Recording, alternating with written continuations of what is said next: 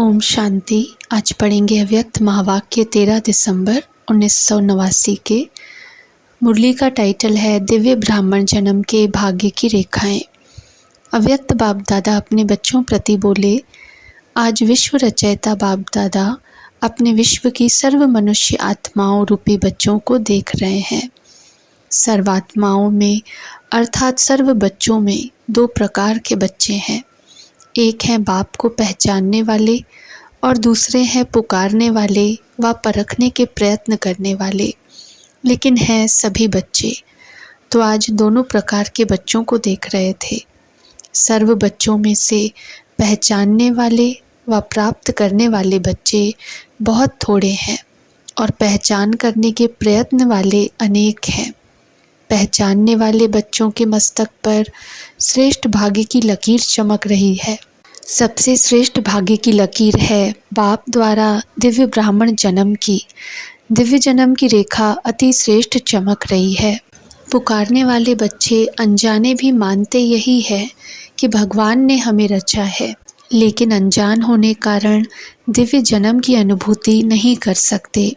आप भी कहते हो हमें बाप दादा ने दिव्य जन्म दिया, वह भी कहते भगवान ने रचा, भगवान ही रचता है, भगवान ही पालनहार है।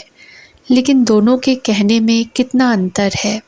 आप अनुभव से, नशे से, नॉलेज से कहते हो कि हमको बाप दादा माता पिता ने रचा, अर्थात ब्राह्मण जन्म दिया। रचता को, जन्म पत्री को, दिव्य जन्म की विधि और सिद्धि सबको जानते हो। हर एक को अपना दिव्य जन्म का बर्थडे याद है ना। इस दिव्य जन्म की विशेषता कौन सी है? साधारण जन्मधारी आत्माएं अपना बर्थडे अलग मनाती, फ्रेंड्स डे अलग मनाती, पढ़ाई का दिन अलग मनाती, और आप क्या कहेंगे? आपका बर्थडे भी वही है तो मैरिज डे, पढ़ाई का दिन भी वही है। मदर डे कहो, फादर डे कहो, एंगेजमेंट डे कहो, सब एक ही है। ऐसा दिव्य जन्म कब सुना? सारे कल्प में ऐसा दिन आप आत्माओं का फिर कभी भी नहीं आता। सतयुग में भी बर्थडे और मैरिज डे एक ही नहीं होगा, लेकिन इस संगम युग के इस महान जन्म की यह विशेषता भी है और विचित्रता भी है। वैसे तो जिस दिन ब्राह्मण बने वही जन्मदिन, वही मैरिज दिन है, क्योंकि सभी यही वायदा करते हो, एक बाप दूसरा न कोई। यह दृढ़ संकल्प पहले ही करते हो ना, तुम्ही से खाऊं, तुम्ही से बैठूं, तुम्ही से सर्व संबंध निभाऊं। यह सबने वायदा किया ना। पांडवों ने, माताओं ने, कुमारियों ने, सभी ने वायदा किया है। तो और कहाँ स्वप्न में भी मन नहीं जा सकता। ऐसे पक्के होना। व कोई साथी चाहिए, सेवा के लिए कोई विशेष साथी चाहिए, तो साथी दिवस किसका मनाएंगे? सेवाधारी साथी का। वह बाप साथी है, उसका दिवस मनाएंगे। चाहे सर्विस करने वाले हैं, चाहे सर्विस लेने वाले हैं, लेकिन सेवा के समय सेवा की। फिर इतने न्यारे और प्यारे बनो जो ज़रा भी विशेष झुकाव नहीं हो। जो सेवा में मदद करेगा वह विशेष होगा ना, चाहे भाई हो व बहन हो। जो विशेष सेवा करता वह विशेष अधिकार भी रखेगा। तो सेवा के साक्षी बनो, लेकिन साक्षी होके साथी बनो। साक्षीपन भूल जाता है तो सिर्फ साथी बनने में बाप भूल जाता है। साक्षी बन पाठ बजाने की प्रैक्टिस करो। हर बच्चे के मस्तक पर विशेष 4 भाग्य की लकीरें चमकती हैं। पहली, दिव्य जन्म की रेखा। दूसरी, परमात्म पालना की रेखा। तीसरी, परमात्म पढ़ाई की रेखा। और चौथी, निस्वार्थ सेवा की रेखा। सभी के मस्तक में चारों ही भाग्य की रेखाएं चमक रही हैं, लेकिन चमक में और सदा एक रस वृद्धि को प्राप्त करने में फर्क होने कारण चमक में अंतर दिखाई देता है। आदि से अब तक चारों ही रेखाएं सदा यथार्थ रूप से चलती रहें, वह बहुत थोड़ों की हैं। बीच बीच में कोई ना कोई बात में भाग्य की लकीर या तो खंडित होती है व चमक कम होती है, स्पष्ट नहीं होती। जैसे हस्त रेखाएं भी देखते हैं ना, कोई की खंडित होती, कोई की एक रस होती हैं। कोई की स्पष्ट होती हैं, कोई की स्पष्ट नहीं होती। बाप दादा भी बच्चों के भाग्य की रेखा को देखते रहते हैं। दिव्य जन्म तो सभी ने लिया, लेकिन दिव्य जन्म की रेखा खंडित होती व स्पष्ट नहीं होती, क्योंकि अपने जन्म के धर्म में अखंड नहीं चलता, तो उनके भाग्य की लकीर खंडित होती। धर्म क्या है, कर्म क्या है, उसको तो जानते हो ना। ऐसे ही परमात्म पालना में तो सभी ब्राह्मण चल रहे हो, चाहे समर्पित हो चाहे प्रवृत्ति में हो, लेकिन बाप के डायरेक्शन से चल रहे हो। प्रवृत्ति वाले क्या कहेंगे? अपना कमाया हुआ खाते हो व बाप का खाते हो। बाप का खाते हैं ना, क्योंकि अपना सब कुछ बाप को दे दिया तो बाप का ही हुआ ना। चाहे कमाते भी हो, लेकिन कमाया हुआ धन बाप के हवाले करते हो या अपने काम में लगाते हो। ट्रस्टी हो ना, ट्रस्टी का अपना कुछ नहीं रहता, गृहस्थी में अपनापन होता है। ट्रस्टी अर्थात सब बाप का है। अपने हाथ से खाना बनाते हो तो भी समझते हो ना ब्रह्मा भोजन खा रहे हैं। पहले भोग किसको लगाते हो? बाप को अर्पण करते हो ना। अर्पण करना अर्थात बाप का खाना। ब्रह्मा भोजन खाते हो, चाहे बच्चों के अर्थ भी लगाते हो, वह भी डायरेक्शन अनुसार लगाते हो। जैसे समर्पित बहनें व भाई भिन्न भिन्न कार्य में तन मन भी लगाते तो धन भी लगाते हैं, ऐसे प्रवृत्ति में रहने वाले भी चाहे तन लगाते चाहे धन लगाते, बाप की श्रीमत प्रमाण ही अमानत समझ कार्य में लगाते हो। ऐसे करते हो ना। अमानत में खयानत अथवा मनमत तो नहीं मिलाते हो ना। तो परमात्म पालना सब ब्राह्मण आत्माओं को मिल रही है। पालना की जाती है शक्तिशाली बनाने के लिए। माता की पालना का प्रत्यक्ष रूप क्या होता? बच्चा शक्तिशाली बनता है। तो ब्रह्मा माँ की पालना द्वारा सभी मास्टर सर्वशक्तिवान बने हो, लेकिन कोई बच्चे सदा शक्तियों को कार्य में लगाते और कोई बच्चे प्राप्त शक्तियों को अर्थात पालना को कार्य में नहीं लगाते, अर्थात पालना को प्रैक्टिकल में नहीं लाते। इसलिए श्रेष्ठ पालना मिलते हुए भी कमज़ोर रह जाते हैं और भाग्य की लकीर खंडित हो जाती है।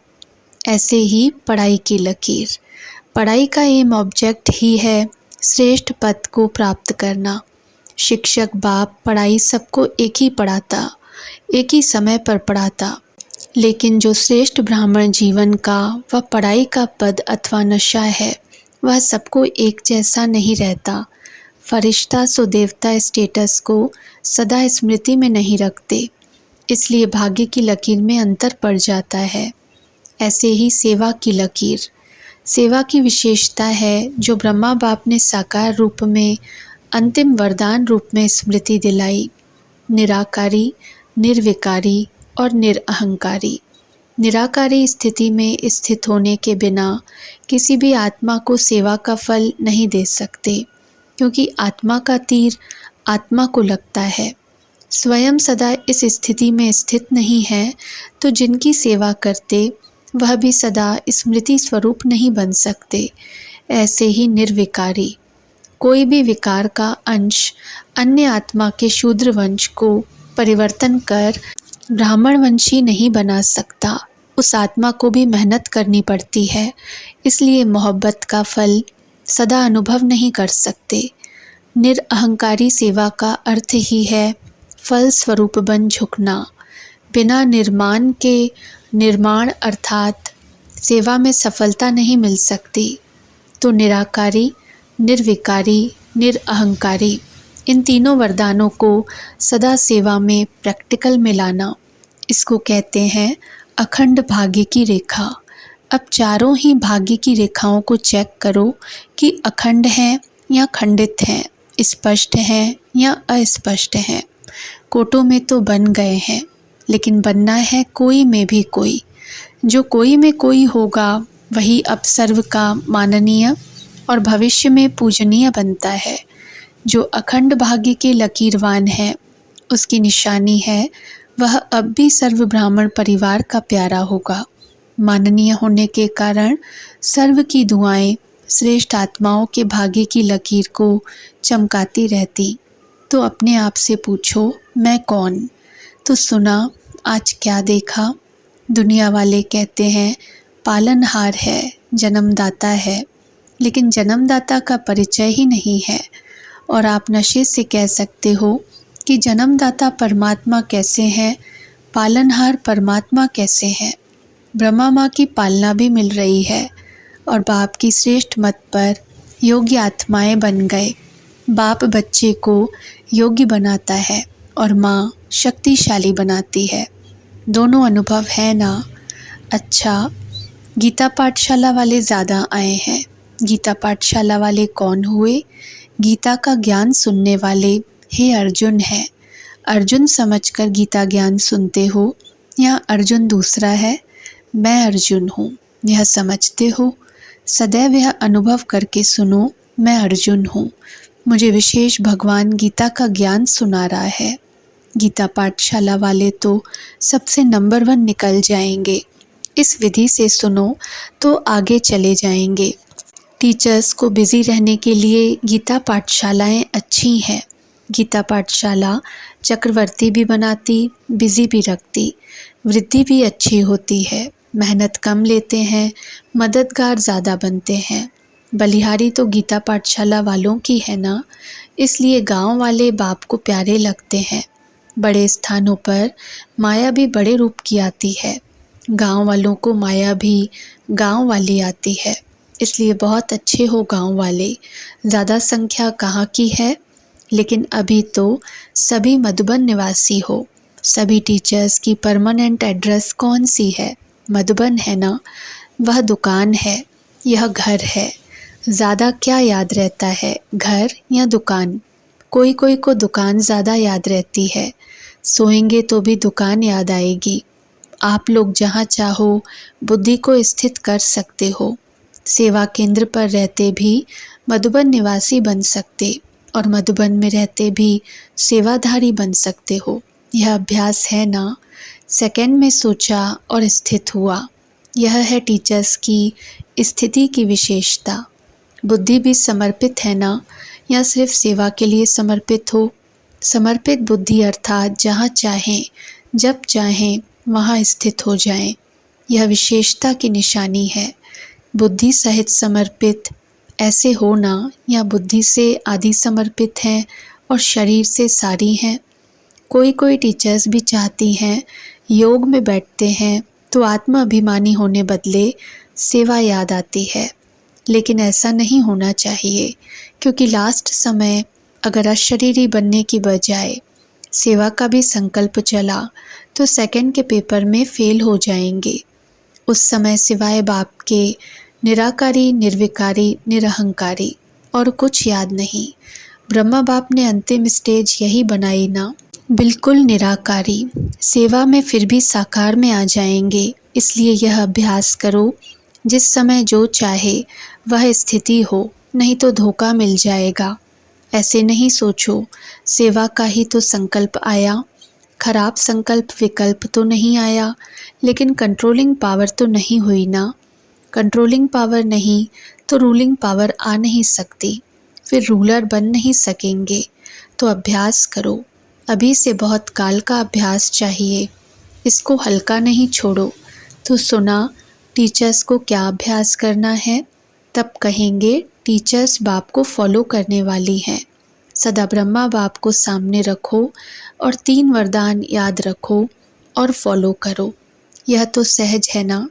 यह अंतिम वरदान बहुत शक्तिशाली है।